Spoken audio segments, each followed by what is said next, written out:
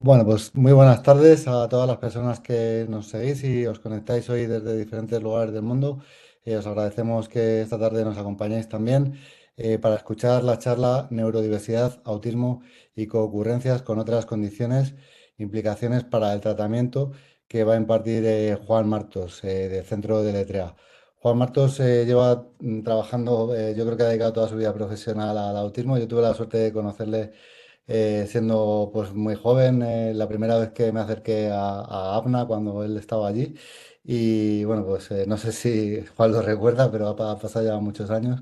Y Sí, bueno, pues sí, desde entonces la verdad que ha sido siempre una fuente de aprendizaje, de actualización y también de ayuda para ayudarnos a resolver nuevos retos, ¿no? Yo creo que hoy en día, bueno, ya son muchas décadas las que llevamos escuchando a las personas autistas expresarse en primera persona a través de libros, testimonios personales y hoy en día pues esto ya ha tomado una dimensión más grande con todo lo que es el paradigma un poco de la neurodiversidad, ¿no? Y esto nos genera pues nuevos retos, ¿no? Nuevos retos que son complejos, que necesitan de una mirada muy experta para poder abordarlos y que Juan hoy nos va a ayudar bueno, resolver algunas dudas y a orientarnos en este escenario actual. Cuando quieras, Juan, muchísimas gracias. muchas gracias, Gerardo. Sí, la idea va un poco en esta dirección, ¿no? Este es el guión que yo he preparado, ¿no? Que conozcamos en primer lugar este concepto de neurodiversidad, que bueno, en parte ya lo ha explicado también un poquito Gerardo, la relación que existe con las clasificaciones vigentes eh, tanto con el DSM como con la CIE-11, el origen del concepto de neurodiversidad. Hablaremos un poco del paradigma y del tratamiento, el paradigma de la neurodiversidad y el tratamiento. eh, eh, que obviamente está planteando una necesidad de tener en cuenta la concurrencia de problemas psicológicos y psiquiátricos que ocurren en las personas autistas. Y como estaba comentando, pues Gerardo, vamos a hablar un poco de esos retos también y desafíos a los que se enfrenta el tratamiento de la salud mental en TEA, especialmente en el ámbito de las personas adolescentes y adultas autistas, pero también vamos a entrar en qué nos dice el paradigma de la universidad en relación con la educación y el tratamiento de los niños, de las niñas, de los alumnos y las alumnas autistas, eh, y los distintos ámbitos de acción en la respuesta educativa. Eh, Ámbitos que tienen que ver con la comunicación, con la información, con el estado emocional, con el ambiente, con la adaptación al estilo de aprendizaje. Aunque, como veremos, no hay esenciales diferencias con lo que venimos haciendo desde hace algunos años. Quizás sí hay algunos aspectos que tienen que ver con el estado emocional esencialmente, ¿no? Y la adaptación al estilo de aprendizaje que están incorporándose como una mayor necesidad para los apoyos que precisan los alumnos, los niños y niñas autistas o alumnos y alumnas autistas en caso de que estemos embarcados en el ámbito escolar, ¿no? Pero también vamos a hablar un poco de los peligros en el uso del concepto de neurodiversidad y las posibles vías de solución y aquí voy a recoger un trabajo reciente de una psiquiatra conocida en nuestro país que se llama Mara Parellada, que acaba de publicar pues recientemente un trabajo a este respecto y que yo creo que es sensato que lo podamos valorar, ¿no? Bien, este es un poquito el guión que yo he pensado, ¿no? Y si me avanza esto, que no sé por qué no me avanza, vamos a darle por aquí, a ver, a la siguiente. Hay neurodiversidad, como todos conoceréis, pues es el movimiento por el derecho de las personas con discapacidad que, aunque se está centrando esencialmente en los derechos de las personas autistas, también está abarcando otros grupos sociales que tienen distintas afecciones neurocognitivas o condiciones neurocognitivas como por ejemplo el TDAH y la dislexia, ¿no? En el autismo el modelo que propone el paradigma de la neurodiversidad se plantea un poco de manera esencial que los rasgos autistas son variaciones naturales de la diversidad neurológica e incluso, para algunos, beneficiosos para la mente humana. Yo creo que aquí hay que claramente reconocer las ventajas y los avances tecnológicos en otros ámbitos, ¿no? Que se han producido a lo largo de muchos años como consecuencia de las mentes de personas autistas. Este movimiento surge para contrarrestar modelos que patologizan, ¿no?, diferencias cognitivas, ¿no? Esencialmente las clasificaciones como la DSM y la CIE-11, y promover aceptación y respeto desde estas clasificaciones. El modelo más puramente médico se cuestiona un poco el hecho de que se entre básicamente en patologizar, ¿no? Y no se entiende como tal. Sin embargo, es necesario dejar establecido que el enfoque de la neurodiversidad, por lo menos en algunos trabajos recientes, no propone una clasificación diferente de los rasgos autistas, ni cuestiona esas características que están enumeradas, ¿no?, en las clasificaciones más actuales, el DSM-5 o el DSM-5, la versión texto revisado, o la CIE-11 de la Organización Mundial de la Salud, sino que las interpreta de una manera diferente, que las interpreta como no patológicas, ¿no?, pero no cuestiona, digamos, como tal, las características enumeradas, ¿no? Y en realidad ambas perspectivas, el paradigma de la neurodiversidad y la perspectiva que están planteando las clasificaciones internacionales actualmente aceptadas, coinciden en que el autismo es una condición persistente sin una reducción prevista de los rasgos centrales, ¿no? Creo que aquí hay una conexión, ¿no?, entre ambas perspectivas, ambos modelos, que conviene que también dejemos claro, porque no se trata un poco como de tirar abajo dichas clasificaciones, sino de interpretarlas de una forma diferente desde el paradigma de la neurodiversidad, ¿no? Este paradigma surge desde esta mujer, una socióloga australiana, Judy Singer, que acuña este término, el término de neurodiversidad, en su tesis doctoral, ¿no?, en parte observando las características, bueno, en parte no, fundamentalmente observando las características de su hija, que tiene un diagnóstico de síndrome de Asperger, las propias características que ella tenía, y también recordando pues los enfrentamientos que tenía con su madre, que probablemente estaba presentando un perfil similar, ¿no? Entonces, bueno, es importante resaltar que este concepto lo que hace es remitir a las personas con una discapacidad en la comunicación social. Es importante que retengamos esto, sin déficit intelectual, y que no entraban en las categorías más tradicionales, administrativo de tipo o político, o de discapacidad física, o de discapacidad intelectual, o de discapacidad psiquiátrica, ¿no? Lo que hace Judy Singer es añadir una nueva categoría política, digamos, a esas ya existentes de clase, de género, de raza, e incide de una manera mucho más significativa en este modelo social de la discapacidad, que surge también en contraposición a los modelos médicos más clásicos, y que este modelo social de la discapacidad pone el énfasis un poco, o se construye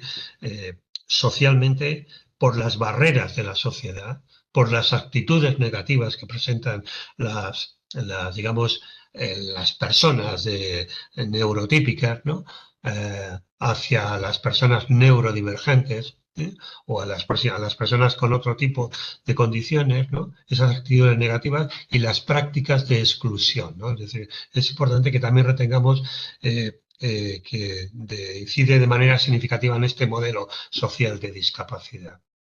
Esta perspectiva centrada en este enfoque social de discapacidad pone esencialmente el foco en la construcción de la identidad y en los derechos de las minorías neurológicamente diferentes, ¿no? Ahí es donde pone el foco central, promoviendo como consecuencia de ello la eliminación de todo tipo de barreras, promoviendo la inclusión, ¿no? Comprendiendo y respetando la validez de las distintas formas de comunicarse, de relacionarse con otras personas o con el entorno y de procesar la información. Esta es la perspectiva que se desprende del modelo de neurodiversidad engendrado, acuñado, ¿no? Como digo, en la tesis doctoral por Judy Singer, ¿no? En este sentido, desde este modelo, ¿no? No sé por qué no me pasa directamente, ¿no? Desde el paradigma de neurodiversidad, digamos, se abren como dos vías. Se abren muchas, ¿no? Obviamente, pero dos vías esenciales, ¿no? Que tienen que ver un poquito más con el tratamiento, ¿no? Que luego vamos a ver un poquito más en detalle, ¿no?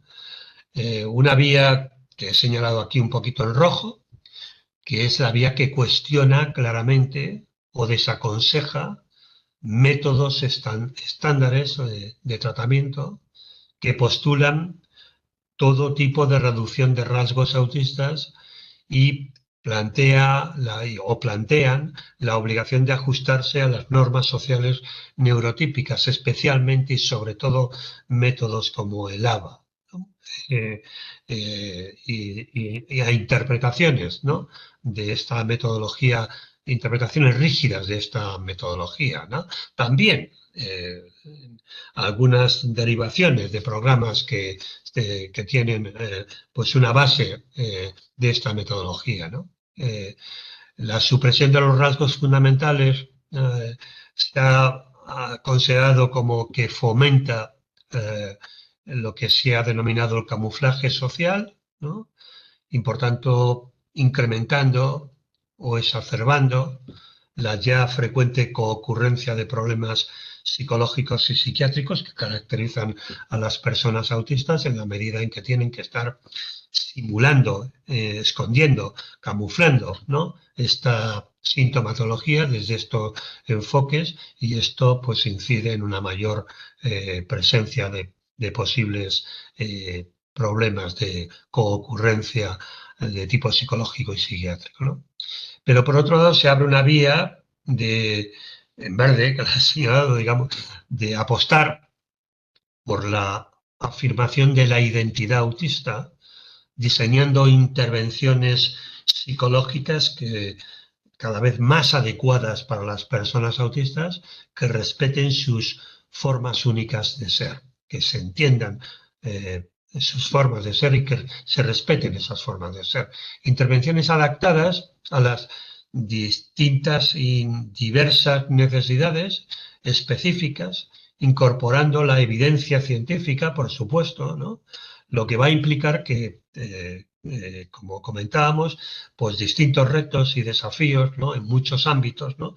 Entre ellos particularmente el de la salud mental, ¿no? Que, que como sabéis, pues como consecuencia de la experiencia anterior de tratamientos quizás inadecuados, pues puede dar lugar, y como hemos comentado, a un incremento de problemas de coocurrencias. Veamos un poquito esto, ¿no? Las ocurrencias y los problemas psicológicos y psiquiátricos que nos encontramos en las personas autistas. He tratado de recoger la información un poco más reciente al respecto, algunos de los estudios más recientes, ¿no? Por ejemplo, este autor, Lai, y bueno, y sus colaboradores, está informando de un metaanálisis de 432 estudios que revela que las personas autistas pues tienen una mayor probabilidad de padecer, ¿no? Trastornos o ocurrencias, ¿no? Como la ansiedad en un 20% de las personas, como la depresión en un 11% de ellos, como de personas autistas, ¿no? Como el trastorno bipolar en torno a un 5%, o trastornos del espectro de la esquizofrenia también en un 4%, y y algunos otros trastornos que quizás no llegan a tener una entidad tan manifiesta, ¿no? Pero que están presentes, ¿no? Desde luego, la depresión es probablemente el problema psiquiátrico más frecuente, como ocurre en la población general, ¿no? Esto ocurre en la población neurotípica, la depresión también es el problema psiquiátrico más frecuente y por lo tanto también en la población de las personas autistas y a lo largo de toda la vida de la persona autista, ¿no? Hay otro estudio de Phillips del 2018 en otro metaanálisis que ha informado de una prevalencia incluso mucho más alta del estudio anterior, del 37% en adolescentes y adultos autistas. Aquí está ampliando también un poco la población, no solamente en adultos, ¿no? Sino también está cogiendo a adolescentes y quizás por esa razón se incrementa ese porcentaje de prevalencia, ¿no? Por otro lado, es bastante frecuente, ¿no? La asociación de TDAH y TEA, de trastorno por déficit de atención e hiperactividad, que suele ocurrir más frecuentemente, más habitualmente en la infancia, aunque no conocemos con precisión cifras exactas al respecto de prevalencia, ¿no? Pero los estudios clínicos están informando de altas tasas de TDAH en todo el espectro y encuestas realizadas están sugiriendo que digamos, en un intervalo que va entre el 10 y el 15%, y yo he cogido aquí una medida más de tipo media en torno al 12%, de niños autistas pues están tomando medicación estimulante, lo que evoca la posible concurrencia de un trastorno por déficit de atención e hiperactividad, ¿no? También es bastante frecuente o relativamente frecuente la asociación de TOC, de trastorno obsesivo compulsivo y TEA. Tampoco conocemos con exactitud la prevalencia del TOC en el TEA, y la información clínica de nuevo está sugiriendo que esta asociación es un poco más frecuente de lo que se supone, especialmente en las personas que inicialmente han presentado alguna otra concurrencia como un problema psicológico o psiquiátrico de depresión, ¿no? Y al igual que ocurre con las personas neurotípicas, es más frecuente en hombres que en mujeres, ¿no?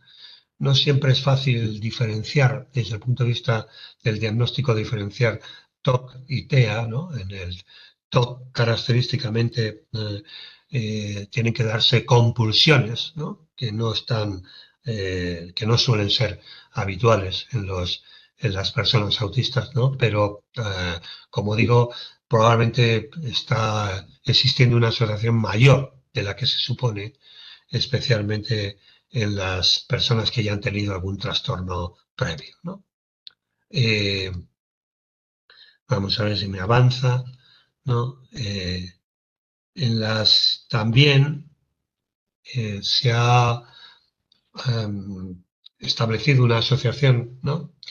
de trastornos, de concurrencias relacionadas con los tics, la presencia de tics, ¿no? Y TEA.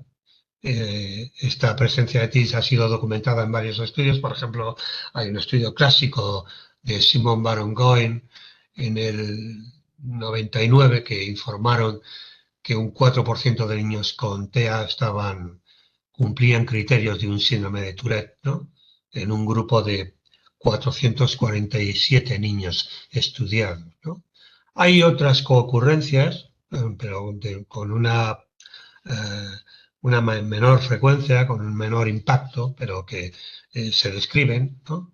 En algunas personas autistas, como la anorexia nerviosa, los trastornos del sueño, los trastornos de alimentación, que pueden ser quizás un poco más habituales también en los primeros momentos del desarrollo, digamos, en la infancia, ¿no?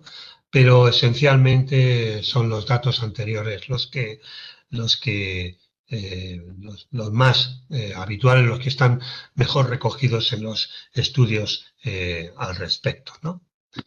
Juan, mira, hay una consulta por aquí por el chat.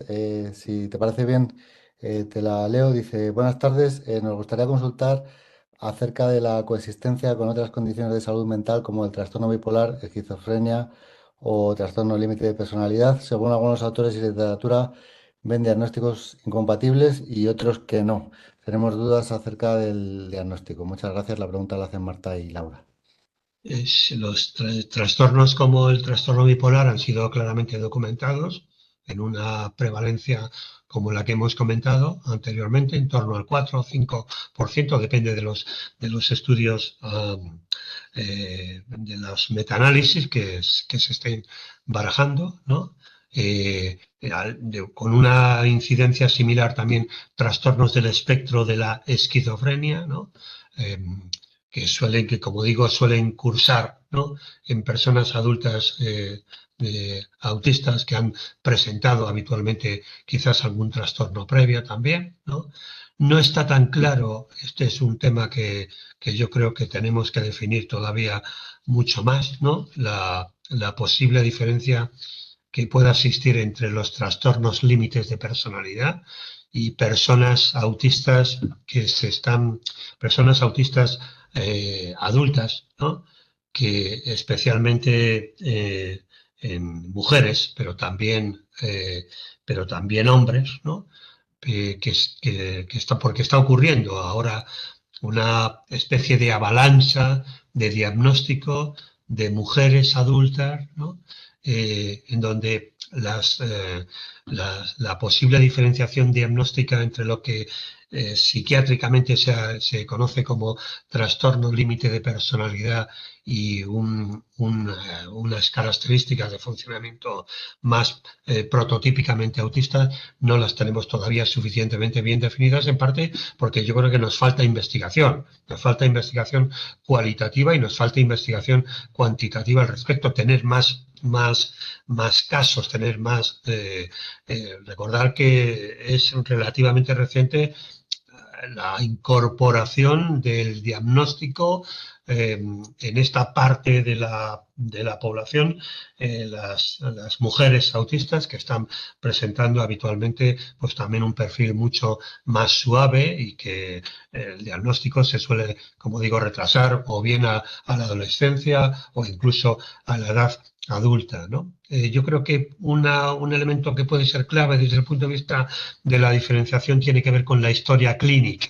La, la, pero tengo que reconocer que nos falta todavía información al respecto, que nos faltan estudios al respecto y que nos falta probablemente pues algunos estudios que comparen, ¿no? Que comparen los desarrollos, cómo es la presentación de las peculiaridades de funcionamiento en las personas autistas y cómo son esas peculiaridades de funcionamiento que definen mucho más prototípicamente a los TLP, los trastornos límites de personalidad, ¿no? Gracias. Eh, Como decía, nos estamos enfrentando a una serie de retos, especialmente en el ámbito de la salud mental, ¿no? Más prototípicamente vinculado con las necesidades que están presentando los adolescentes y adultos autistas, ¿ya? Y es necesario claramente desarrollar intervenciones adaptadas a esas necesidades diversas y específicas que antes también hemos comentado de las personas autistas, que incorpore esa evidencia científica, que refleje esas características y preferencias y que nos está diciendo la investigación cualitativa que se ha hecho hasta ahora al respecto, ¿no?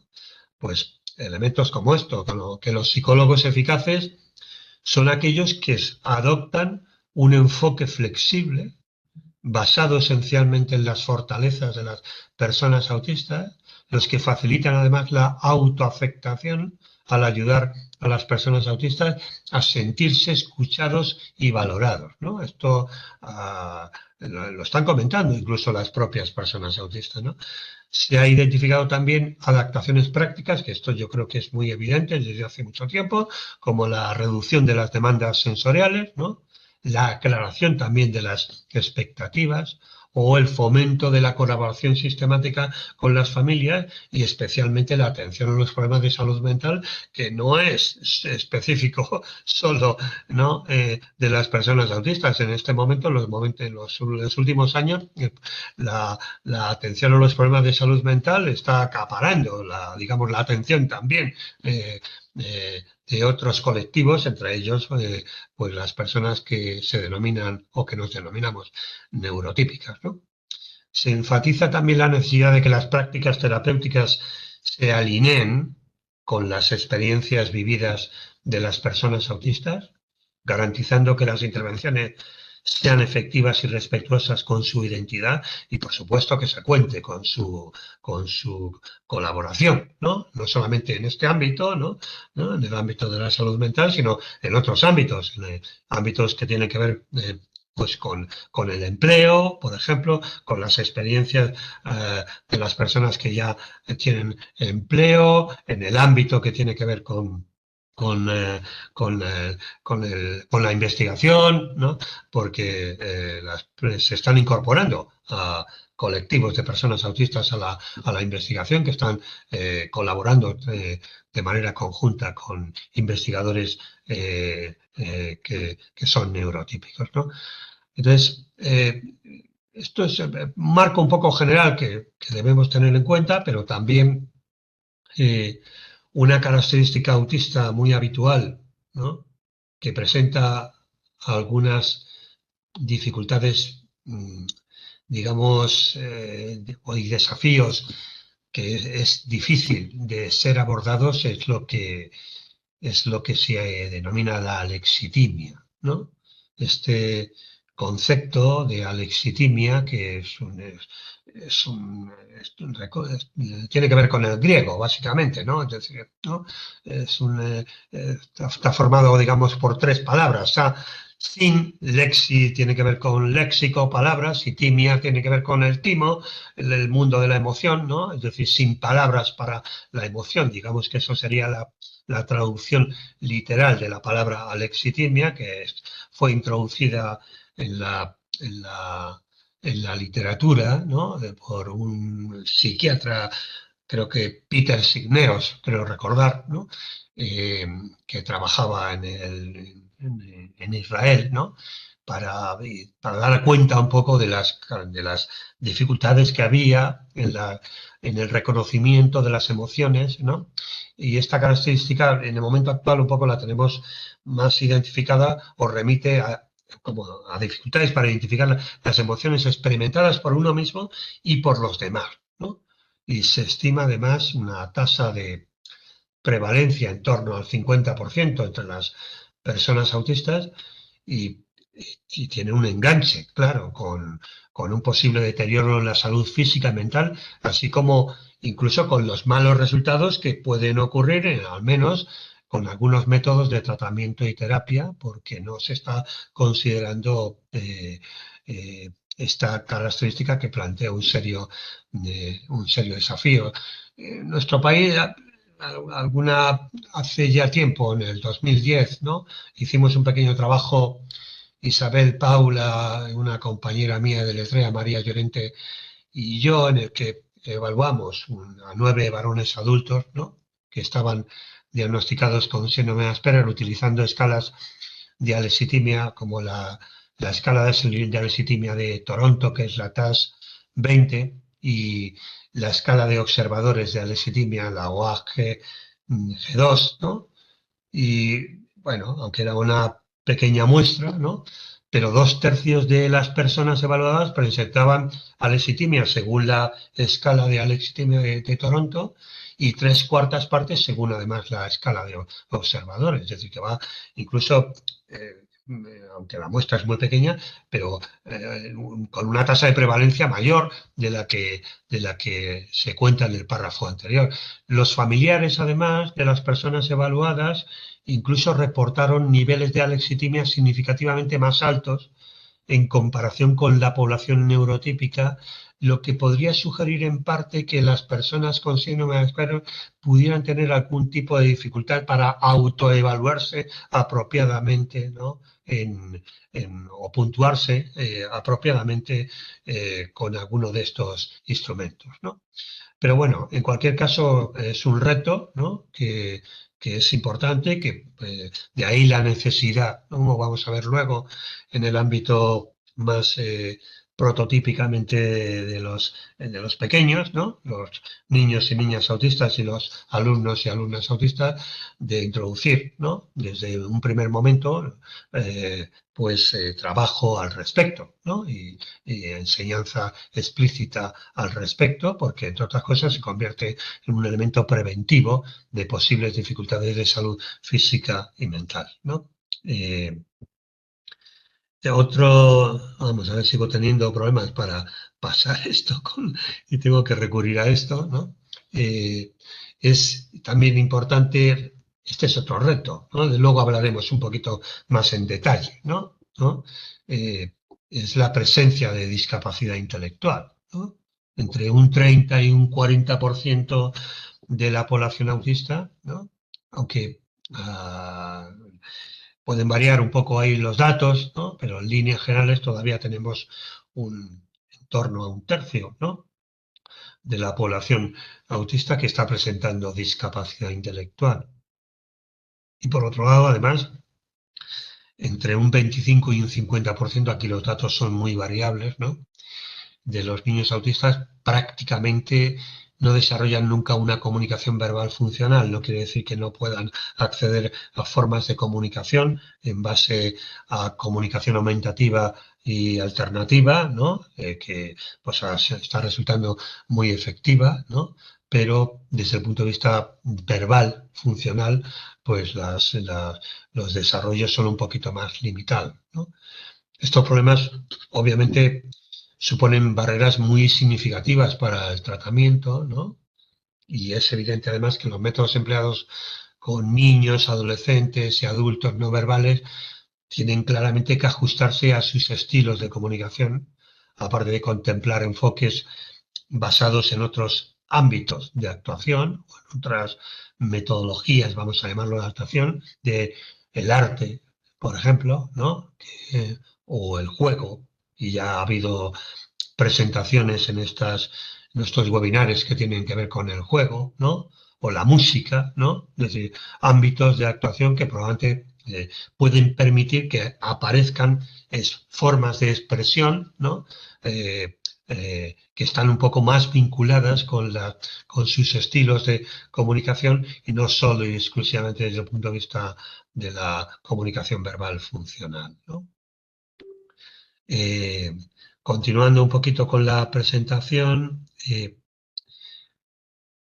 tenemos también algunos retos en relación con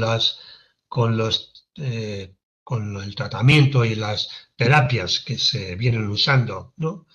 En el ámbito de la concurrencia y de la salud mental, que como digo, preferentemente tiene que ver con la etapa de la adolescencia y la edad adulta, ¿no? Y uno de los tratamientos más frecuentemente usados es la terapia cognitivo-conductual, que es muy prometedora y que está siendo muy prometedora, pero también muestra inconsistencia en la mayor parte de los estudios revisados, ¿no? Las personas autistas refieren que esta intervención, cuando se ha consultado a las propias personas autistas que han estado en tratamiento con este tipo de terapia, ¿no? Refieren que esta intervención es mucho más efectiva cuando se adapta claramente a sus necesidades específicas. Están siendo pujantes tratamientos como la atención plena, mindfulness, ¿no?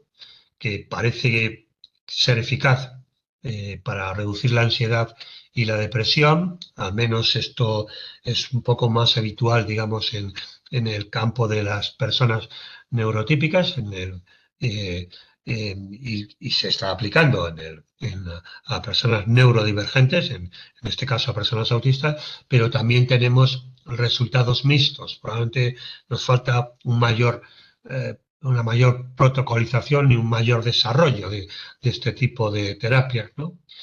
Recientemente se ha empezado a utilizar el MDR, ¿no? La terapia de desensibilización y reprocesamiento por movimientos oculares, ¿no? MDR, pero de nuevo también los resultados son inconsistentes. Parece mostrar mayor eficacia cuando se abordan traumas, está pensada un poquito más esta terapia esencialmente para abordar traumas, ¿no? Subyacentes o sintomatología relacionada con trastornos de estrés postraumático que pueden presentar algunas personas autistas como consecuencia de su experiencia traumática en su trayectoria vital, ¿no? Entonces, en este caso, pues puede ser un poquito más efectiva, pero de nuevo, como digo, necesitamos probablemente mucho más desarrollo, ¿no? Se convierte en un reto y un desafío, ¿no? Eh, a los que se enfrenta el tratamiento de la salud mental, ¿no? Y en el campo eh, más prototípico de la, digamos, de la, el trabajo, ¿no? La educación y el tratamiento de los niños y niñas autistas o de los alumnos y alumnas autistas, porque puede llevarse al campo educativo muchos de los aspectos que voy a comentar, ¿no? O incluso desde el campo educativo al centro de tratamiento, ¿no? Por supuesto, de nuevo, partiendo del respeto de la vida de la persona autista, aceptando su identidad, sin querer modificar o reducir sus características, se tienen en cuenta respuestas pedagógicas como las siguientes, que luego vamos a ver cómo se concretizan, ¿no? O se concretan, ¿no? En ámbitos de acción más particulares, ¿no? Pero estrategias que tienen que ver, respuestas, ¿no? O estrategias que tienen que ver con el desarrollo de la comunicación, la autodefensa y la autodeterminación, que esto es algo que ya venimos planteando desde hace tiempo, especialmente la autodeterminación, la toma de perspectiva y la resolución de problemas, que está vinculado con aspectos de teoría de la mente y funcionamiento ejecutivo, el establecimiento también y la observación de los propios límites personales y de los demás, ¿no? El permiso y la obtención de su consentimiento, ¿no? La seguridad, lo útil para la persona frente a lo que es perjudicial, la diferencia entre un amigo amistoso y no amistoso, ¿no? Cada una de estas estrategias, ¿no? Que, que no están limitadas, que pueden ser susceptibles de ser ampliadas, ¿no? Partiendo esencialmente de ese respeto de la vida de la persona autista y que vaya en la dirección de aceptar su identidad, ¿no? Cada una de estas estrategias está relacionada con ámbitos de acción que también pueden estar interconectados. Yo aquí estoy siguiendo un poco algunas de las pautas que ha planteado una persona que se llama Miguel Lois Mosquera, ¿no? Que tiene alguna publicación al respecto, ¿no? Y bueno, veamos un poquito esos ámbitos, ¿no? Eh, de la respuesta educativa y del tratamiento. Lo vamos a ver un poquito más en detalle. Como digo, pueden estar y están habitualmente interconectados, ¿no? Ámbitos que tienen que ver con la comunicación y la información. Veremos cómo en realidad esto ya lo venimos haciendo desde hace bastante tiempo, aunque quizás pueda ser un poquito más novedoso, aspectos que tienen que ver con el estado emocional, con la adaptación al estilo de aprendizaje y quizás algunas pautas también que tienen que ver con el ámbito de acción que tiene que ver con el ambiente, ¿no? En relación con la comunicación y la información, bueno, yo creo que esto es claramente conocido, ¿no? Y está claramente implementado desde hace muchos años, esta necesidad de diversificar, ¿no? Las vías de comunicación y de utilizar pues distintas opciones y recursos, ¿no? Desde la expresión verbal, desde los métodos visuales, desde los gestos, desde los signos, desde las imágenes, desde las tabletas. Ha habido una revolución exponencial en este campo desde hace muchos años, ¿no? Por supuesto, la comunicación con las familias, ¿no?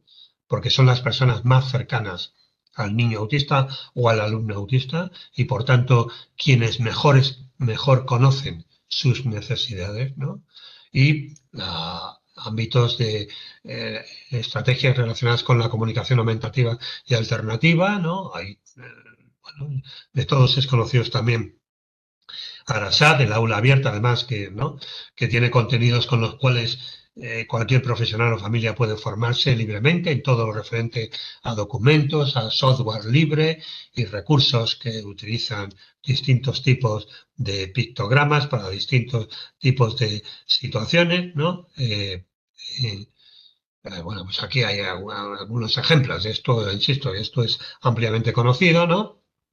Pero en este ámbito de comunicación e información, obviamente anticipación de la información, este es un elemento vital que se viene señalando desde hace mucho tiempo también, la información anticipada mediante señales, mediante símbolos, mediante otros elementos visuales, ¿no? Esto es una necesidad que experimentan los niños en todo el espectro, ¿no? Los niños y niñas autistas, en este caso, porque estamos hablando de ellos, o los alumnos autistas, ¿no? Pero, o también auditivos que ayuden a la persona a saber lo que va a ocurrir o lo que está ocurriendo y el uso de apoyos visuales, todo tipo de señal, signo, símbolo, elemento que pueda proporcionar información y que pueda usarse con distintas finalidades, ¿no? Para trabajar aspectos sociales, para informar de lo que se va a hacer hoy, para normas de funcionamiento en distintos contextos, ¿no? O para ver cómo es un poco una secuencia de actividades en distintos ámbitos, ¿no? También yo creo que está perfectamente incorporado esto digamos, en la enseñanza, en la educación y en el tratamiento que se hace en distintos contextos, ¿no? En los espacios diferenciados, ¿no? Esta práctica, como digo, está muy extendida especialmente en los centros educativos, ¿no?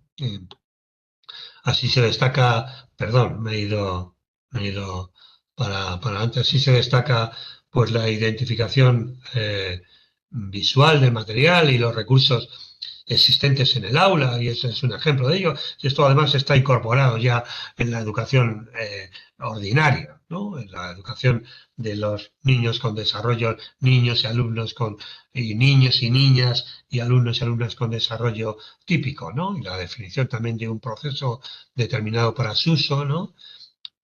Está este aspecto de incluir el ahora y después, ¿no?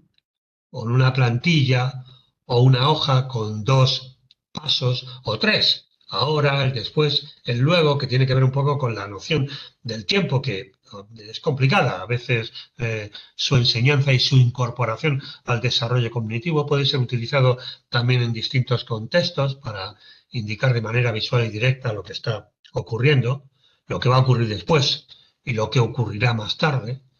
También se hace a través de apoyos visuales o de agendas, ¿no? Se puede además utilizar algún tipo de tic o check para ir comprobando un poco el avance, ¿no? En este ámbito, como digo, de la comunicación y la información, también están incorporados desde hace tiempo en este ámbito de acción, ¿no? Pues las historias sociales, ¿no? Eh, que son creadas por Carol Gray, se distinguen ahí, se utilizan para describir distintas situaciones, actividades, mediante una utilización un poco estructurada y planificada de imágenes o combinación de imágenes y texto, para anticipar información, pero también para ofrecer pautas concretas sobre una acción o sobre cómo tiene que poner en marcha una determinada actuación en un determinado contexto. Están personalizadas a la edad, se adaptan a la edad, a la capacidad de comprensión y, bueno, Carol Gray a la hora de confeccionar las historias sociales está distinguiendo como 4 tipos de frases descriptivas, de perspectiva, directivas, de control, tratando de que exista un equilibrio, ¿no? Entre estas 4 tipos de frases. Ahí tenéis un enlace, ¿no? Para que os va a llevar a las historias sociales de Carol Gray, ¿no? También es una estrategia suya lo que se ha denominado dibujar mientras se conversa, ¿no? Que son representaciones visuales de muy simples, ¿no? De conversaciones que permiten mostrar las cosas que se han dicho en una conversación, ¿no? Y que se pintan inmediatamente, ¿no? Cómo pueden sentirse los personajes que intervienen, qué intenciones pueden estar presentando.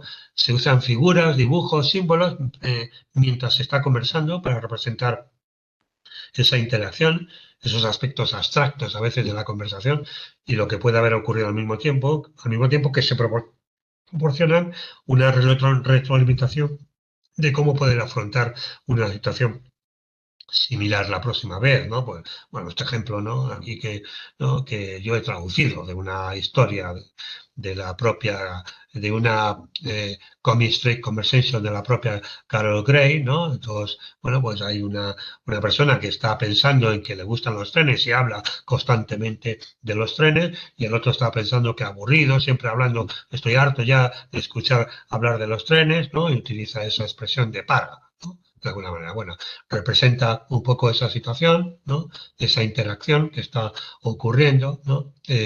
Son estrategias que digo que yo creo que están incorporadas también desde hace tiempo a la práctica educativa y de tratamiento en la mayor parte de los centros, ¿no? Eh, el tiempo visual de actividad, los temporizadores, tampoco es algo novedoso. Se trata de ofrecer una referencia visual y concreta del tiempo, ¿no? Que para completar, o bien para completar una actividad, o bien para que termine un evento, ¿no? Que es conocido, ¿no? Y clásico el tema de que las actividades tienen que tener un inicio claro y un final claro, ¿no? Pero también las transiciones, ¿no? Diferenciando entre transiciones de tiempo, que tienen que ver un poco con la estructura, organización de la sesión o la jornada escolar, y la transición de espacio, que hace referencia un poco al cambio de lugar, al movimiento por el centro o por el aula, ¿no? Y, por supuesto, también un vocabulario claro, breve. Se trata de ser directo, conciso, evitando ambigüedades y recursos a lenguaje que esté cargado de dobles sentidos, de ironías, de lenguaje metafórico, etcétera, ¿no? Entonces, insisto que en este ámbito de acción prácticamente venimos haciendo esto desde hace un montón de años, ¿no? En nuestra práctica cotidiana, ¿no? Quizás hay alguna novedad más en el ámbito del estado emocional, en este ámbito de actuación, ¿no? El trabajar este aspecto o el fomentar, digamos, que sea una persona, el tener una persona segura, ¿no? Una persona segura a la cual puede acudir el alumno, el niño, ¿no? Autista, ¿no? Terapeuta en el ámbito del centro, ¿no? O en el centro escolar, pues debe proporcionar confianza, prestar apoyo, estar atento a esas necesidades, ¿no? En el caso del centro escolar incluso podría ser un alumno, ¿no? De su grupo de iguales o otro profesor, ¿no? Y también que estén contemplados explícitamente momentos de consulta para que se exprese sus necesidades cuando lo necesite, ¿no? Este enfoque es más novedoso también, este enfoque de baja activación, ¿no? Que se puede encontrar información en ese enlace, ¿no? El Low Arousal Approach, ¿no? Que se caracteriza especialmente por la reducción explícita por parte del adulto de todo tipo de conducta que pueda representar un posible desencadenante de malestar, ¿no? O conflicto para la persona autista. Se busca un poco limitar la respuesta a veces rápida, visceral, de los adultos que ofrecen apoyo durante posibles conductas o respuestas que puedan ser consideradas desafiantes. En definitiva, se trata de promover la reflexión y la comprensión por parte del adulto hacia la forma de ser de los alumnos y de los niños y niñas autistas y alumnas autistas, ¿no? Antes de actuar de una forma rápida y visceral, ¿no? En comprender lo que está ocurriendo ahí. La comprensión debe estar subyaciendo en todo, absolutamente, ¿no? En el centro escolar también, desde el punto de vista emocional, del estado emocional, pues conviene promover tutorías explícitas enfocadas también a la identificación de posibles situaciones de exclusión, ¿no? Las tutorías pueden tener distintas finalidades, además de facilitar la identificación de esas situaciones de exclusión o rechazo, también para completar trabajo, pero no para que se lleve el trabajo que no ha hecho en clase a casa, para la identificación de intereses comunes, las aficiones, es decir, las tutorías pueden tener muchas utilidades que no sean única y exclusivamente vinculadas con el rendimiento escolar, ¿no? Y, desde luego, una práctica de identificación de situaciones de exclusión, pues es una práctica preventiva de posibles situaciones de acoso, ¿no? Los temas de inteligencia emocional también en parte los tenemos muy contemplados, ¿no? Y como decía antes, pues es un elemento preventivo de posibles situaciones de problemas de salud mental más adelante, ¿no? De minimizar de alguna manera esas dificultades con la alexitimia, ¿no? La inteligencia emocional, esa formación en inteligencia emocional y en gestión de las emociones, tanto por parte del terapeuta o profesor como desde la perspectiva de la necesaria enseñanza del niño o alumno autista, ¿no? Por ejemplo, incluyendo programas de este tipo en el currículum, ojalá estuvieran contemplados un día en semana, bueno, un día, o a lo mejor media hora, una hora en semana, ¿no? En el contexto escolar, ¿no? Un programa de este tipo, ¿no? O la identificación y respuestas emocionales, ¿no? Identificación de las propias emociones y ajenas. Antes hemos hablado de esta dificultad de alexitimia, de igual manera identificar lo que ocurre en el cuerpo, ¿no? Esto es muy relevante cuando se sienten las emociones, tiene que ver un poco más con la propiocepción, ¿no? ¿No?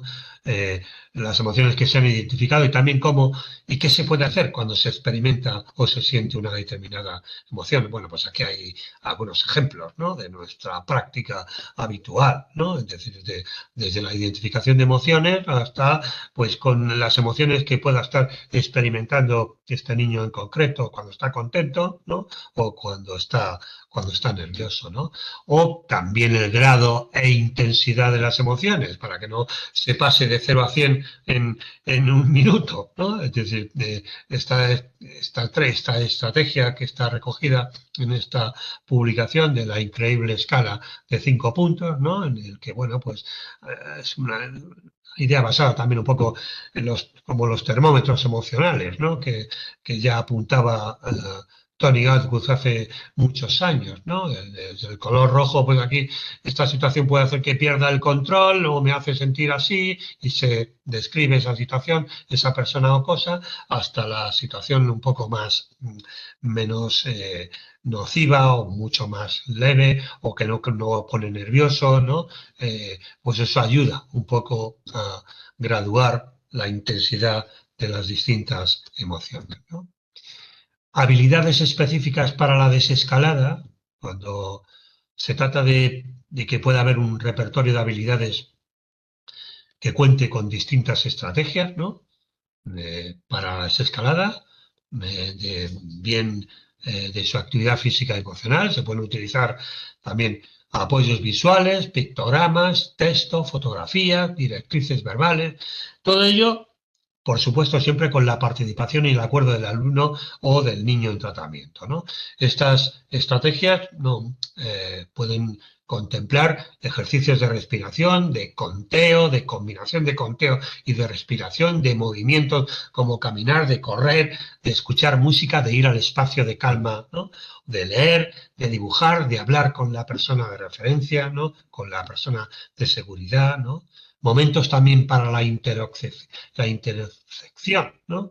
Es un sentido, es otro sentido, ¿no? Que hace referencia a la conciencia de cómo está nuestro cuerpo por dentro. La propiocepción, antes yo he referido a ella y tiene que ver más un poco con la noción en el espacio, ¿no? Pero la interocepción es un proceso por el cual el sistema nervioso detecta, interpreta, integra las señales que se originan en el organismo para así generar un mapa interno, ¿no? Constante, dinámico, que subyace a un adecuado equilibrio homeostático, ¿no?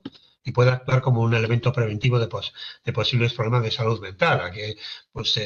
Aquí hay elementos como, por ejemplo, el latido cardíaco, ¿no? U otro tipo de señales que puedan estar produciéndose, ¿no? Y por lo tanto, la conciencia a este respecto pues puede ser un elemento que también actúe como un elemento preventivo, ¿no? Por supuesto, diseño participativo de programas en interacción social, ¿no?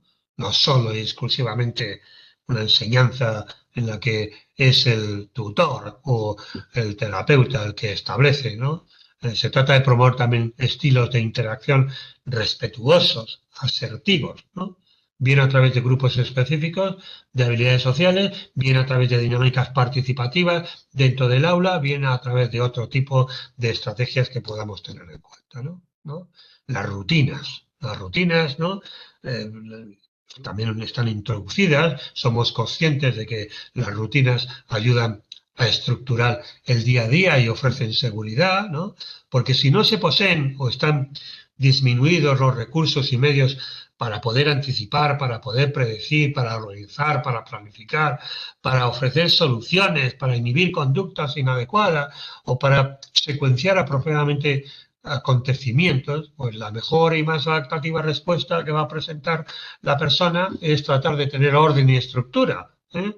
La mayor predictibilidad posible en los entornos, es decir, hacer las cosas de la misma manera, hacer que el ambiente permanezca sin cambios. Y esa estrategia esencial es establecer una rutina, porque permiten establecer un cierto orden en las cosas, en los acontecimientos, porque permiten detectar patrones, aunque sean muy simples en algunas situaciones, porque proporcionan un mecanismo básico, simple de anticipación, de predicción, ¿no? Porque posibilitan eliminar o minimizar el miedo, la inseguridad y la ansiedad en situaciones desconocidas e inesperadas, actúan en definitiva como una especie de calmante, ¿no? Como una especie de paracetamol para esta situación de inseguridad, ¿no? O de dificultades para poder anticipar, etcétera, ¿no? Claro, probablemente es mucho más fácil hacerlo en el mundo físico, puede ser un poquito más complicado hacerlo en el mundo mental, ¿no? Pero también, ¿no? Existen estrategias al respecto, ¿no? Por supuesto, momentos de descanso, ¿no? Periodos de tiempo que una persona puede necesitar, ¿no? Que se pueden poner en marcha en las pausas, entre tareas o actividades, o también cuando se está experimentando una escalada en la carga emocional. Dramatizaciones, representaciones, la estrategia como el ensayo de situaciones, el role-playing, que lo hemos incorporado, ¿no? También son apropiadas tanto en momentos de pequeño grupo como en momentos que se puedan introducir en la propia aula. La dramatización, la representación proporciona información muy valiosa sobre los pasos a seguir, gestos, movimientos, reacciones, temas de conversación que pueden ser interiorizados y además utilizados más adelante en situaciones, ¿no? El ámbito de actuación del ambiente se refiere a todo aquello que podamos cambiar, adaptar, destacar, organizar, construir, sustituir, acortar, alargar o crear como espacio con el fin de conseguir. Esto ya también se está incorporando habitualmente en distintos contextos cotidianos, ¿no? En el que nos desenvolvemos, ¿no? Con el fin de conseguir pues, un ambiente apropiado, tanto en los contextos de enseñanza como de tratamiento, ¿no? Pero en relación con espacios interiores y espacios exteriores, ¿no?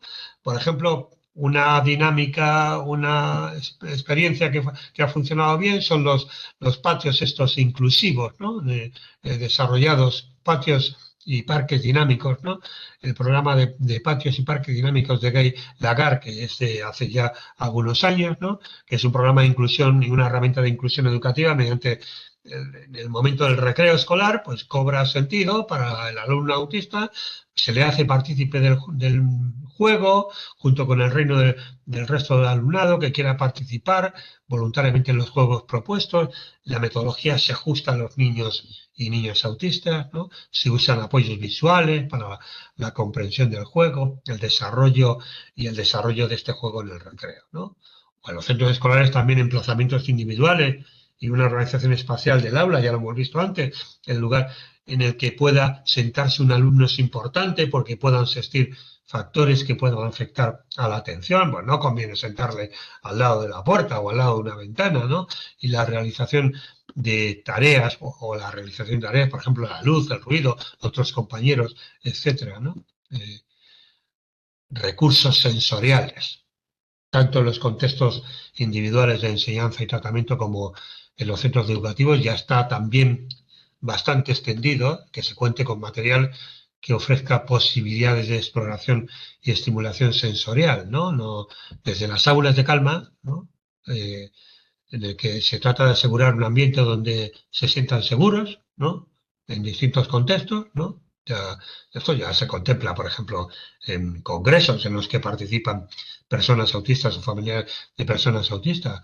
El contexto escolar puede estar dentro o fuera del aula, ¿no? Donde el alumno puede acudir a descansar y pasar el tiempo que necesita. Incluso se están empezando a incorporar en algunos centros, por lo menos en el ámbito en algunos centros de educación especial, eh, algunos temas sensoriales que tienen que ver un poco con lo que se denomina aloterapia, ¿no? Que son innovaciones recientes al respecto, ¿no? O los cuartos sensoriales, ¿no? Eh, que comienza y también a introducirse en los contextos escolares, ¿no? En este caso es un espacio que está fuera del aula, ¿no? Pero que estaría dedicado exclusivamente al uso individual por parte de aquel alumno que pueda beneficiarse de un respiro por razones de autocontrol emocional o de actividad física. Y en relación con el ámbito de adaptación que tiene que ver con el estilo de aprendizaje, creo que me estoy alargando demasiado, ¿no?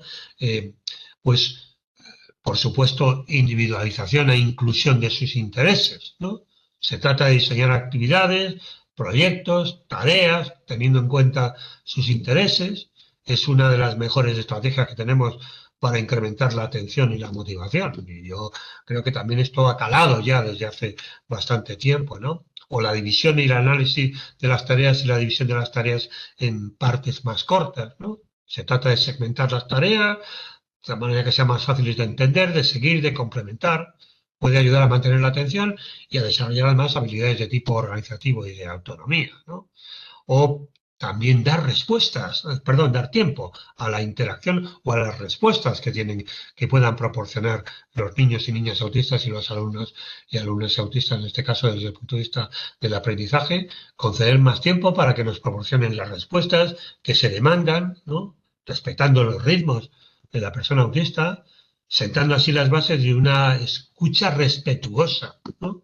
En el contexto del colegio, pues, por ejemplo, se puede dotar al alumno autista material para que haga anotaciones sobre temas, preguntas, ideas, que puedan ir surgiendo durante la explicación de un determinado contenido para que no interrumpa, ¿no? Y para que, pues bueno, tenga una estrategia para dejar recogido por escrito todo aquello que le preocupa, ¿no? De alguna manera. Hay que recordar que a veces, en algunos casos, algunas personas autistas están realizando una especie de traducción, ¿eh?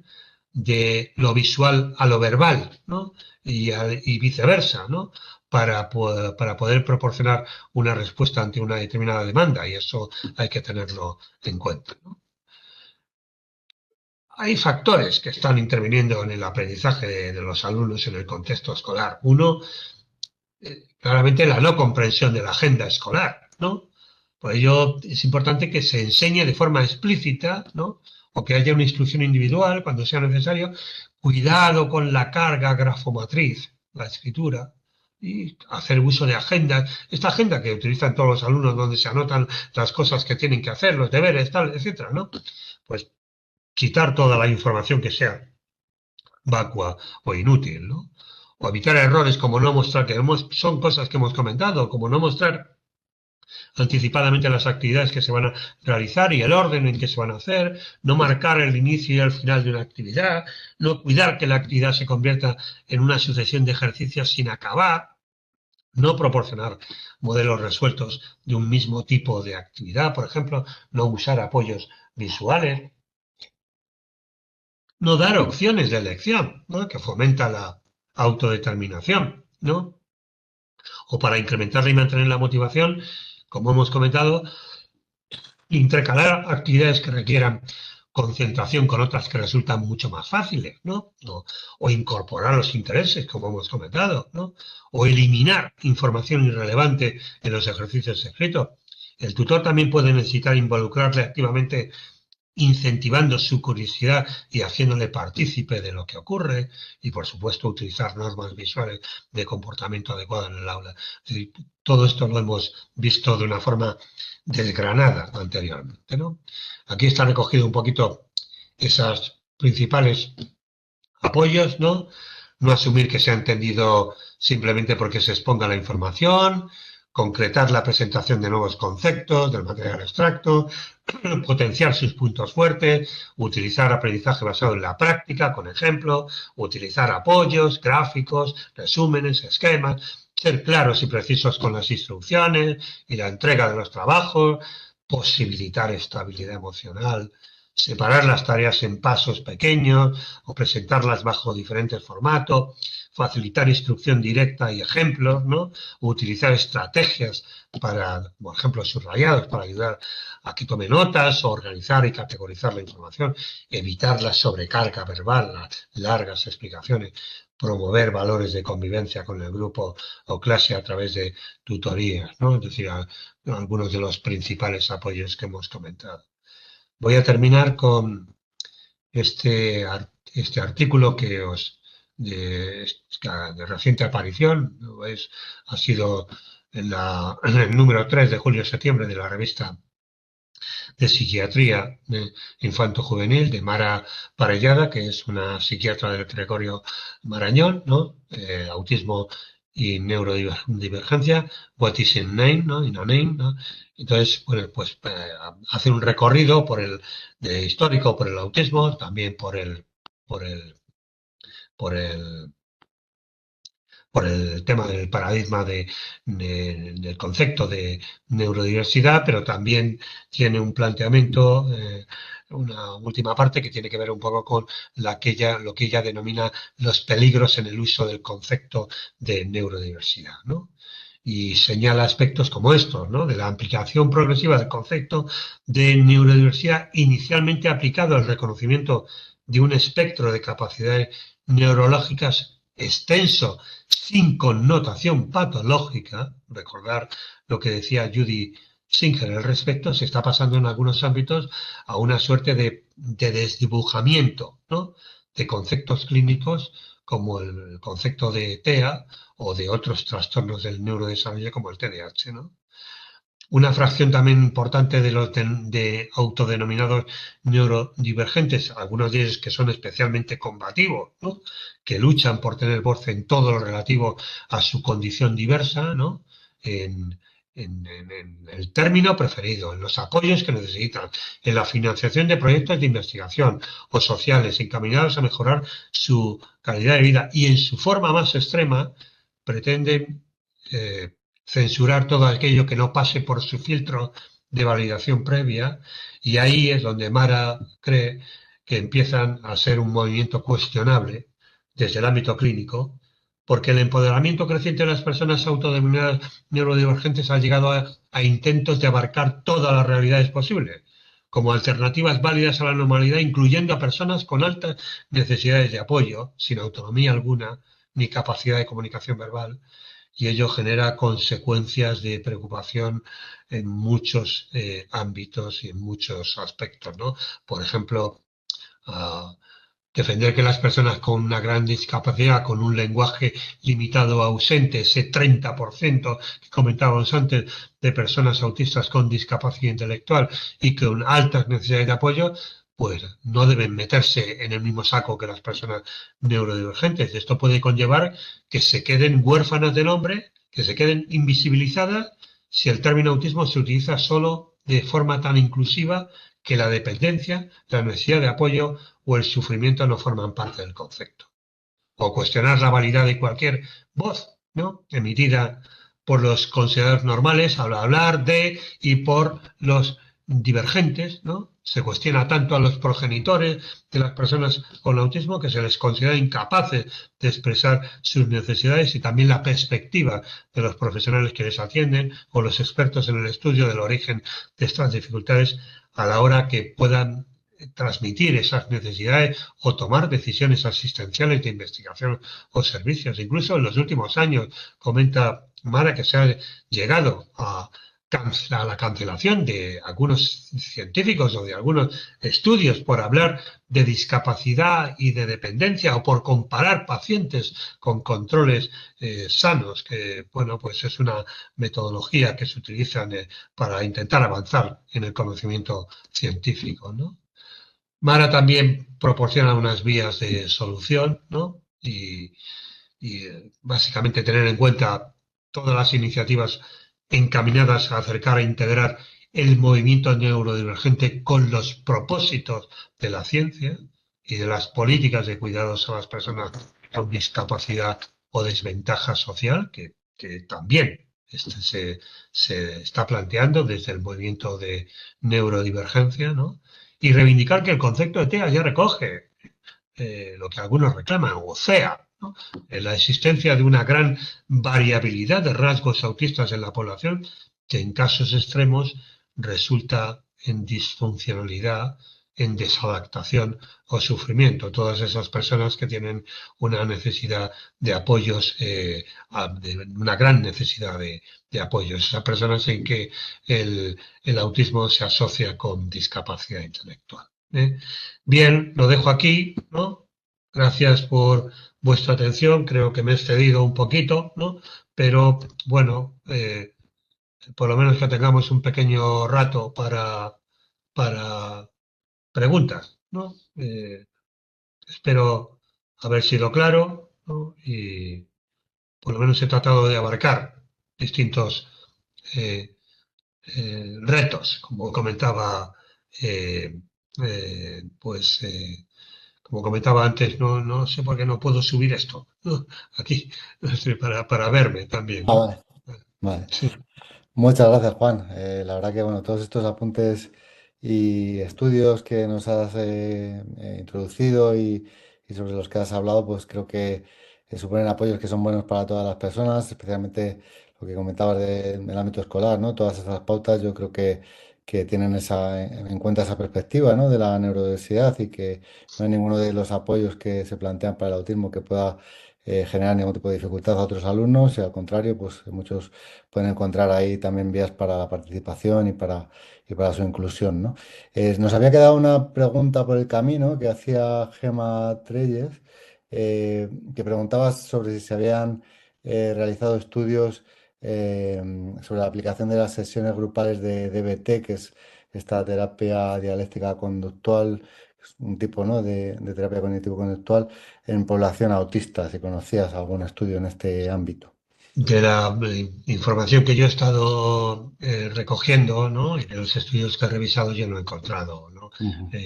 Información al respecto, ¿no? Si no la hubiera incluido, Ujú. obviamente. Pero no, por lo menos de los trabajos que yo he revisado. A lo mejor me he dejado algún trabajo donde se esté recogiendo información al respecto. Lo siento, Gemma, no poder darte información a ese respecto. Muy bien. Por otro lado, Teresa comentaba, más un comentario que una pregunta, que muy relevante, pues todo lo que son las actividades de educación emocional, ¿no? Que deberían integrarse en el currículo y en toda la etapa educativa y también en la adolescencia, ¿no? Que ellos se encuentran con muchas dificultades, ¿no? En la escuela, que el profesorado a veces no sabe o no puede gestionar con el alumno con autismo ni con su familia, que también pueden tener desconocimiento en cómo gestionarlo y que este tipo de medidas pues, son especialmente importantes. No sé si tenemos por ahí alguna Correcto. otra pregunta, comentario. Ujú. Sí, completamente de acuerdo con ella. Yo creo que este énfasis que venimos poniendo desde hace años, ¿no? En la estabilidad emocional, ¿no? Está por encima de los aprendizajes, ¿no? Ujú. Está por encima de cualquier objetivo de tratamiento, entre otras cosas porque es que no se va a montar, ¿no? Como no haya estabilidad emocional y como no nos impliquemos, ¿no? En un conocimiento de la forma y las características de la forma de ser, las características de ese alumno, de ese niño autista, ¿no? Ujú. Muy bien, por aquí Sara te agradece la presentación y aclaraciones y que comparte un poco todas las cosas que has dicho, especialmente desde la perspectiva del trabajo con personas con autismo y discapacidad intelectual que no hayan desarrollado su comunicación como nos gustaría, ¿no? y bueno, también haciendo hincapié en el trabajo de las emociones a diario, ¿no? No sé si hay alguna otra pregunta, si quieres hacer algún comentario así de cierre, si no, Juan.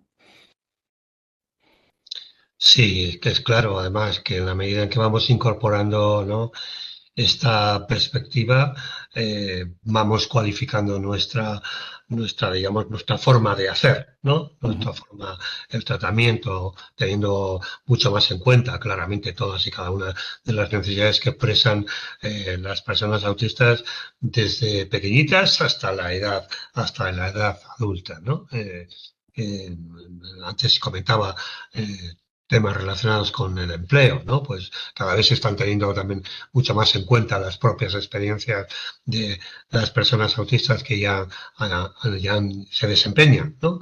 En distintos trabajos a la hora de facilitar que otros adolescentes o adultos se incorporen precisamente al campo del empleo, ¿no? O sea, cada vez yo creo que es muy relevante, ¿no? Es decir, que probablemente estamos también ante una situación en la que este paradigma está en un punto muy álgido que tiene que naturalizarse un poquito más, de alguna manera, ¿no?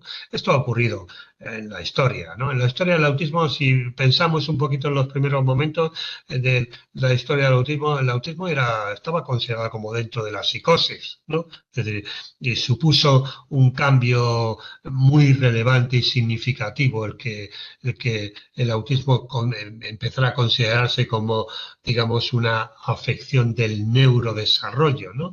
Pues yo creo que estamos ante una situación un poquito similar en la que, obviamente, reconociendo el valor y la importancia que tiene este paradigma, probablemente tiene que también naturalizarse recogiendo pues la perspectiva de un funcionamiento mucho más acorde con lo que ocurre en la realidad, ¿no?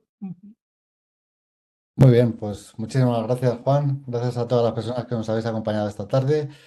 Vamos a cerrar aquí. Seguimos la semana que viene con nuevo webinario. Nos acompañará Ricardo Canal, que también va a hablar de neurodiversidad desde otras de las perspectivas que son necesarias de considerar. Y bueno, pues muchas gracias. Hasta la próxima. Bueno, muchas gracias a vosotros, pues gracias a ti, Gerardo, y gracias a todos vosotros, ¿no? O sea que supongo que esto, como has comentado antes, estará colgado durante un cierto tiempo y se podrá ver, o sea, más en detalle. Muy bien. Eso es. Pues nada, un abrazo, Gerardo, y un abrazo para todos. Gracias, un abrazo.